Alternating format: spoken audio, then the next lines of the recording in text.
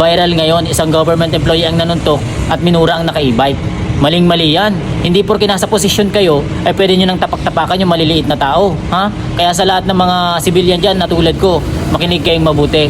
Pag nasa ganyang sitwasyon kayo, hindi dapat kayo nagpapaabuso. At sana magsilbing aral ito sa lahat. Ha? Huwag sanang uminit ang mga ulo natin kapag nasa kalsada tayo. Ha?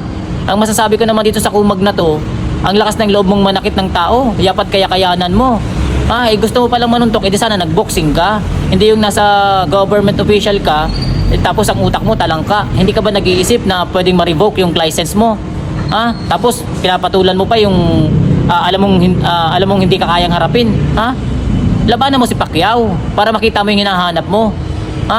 Bad trip Pero ang mali talaga dito yung naka-e-bike kasi ginalit niya si kuya eh.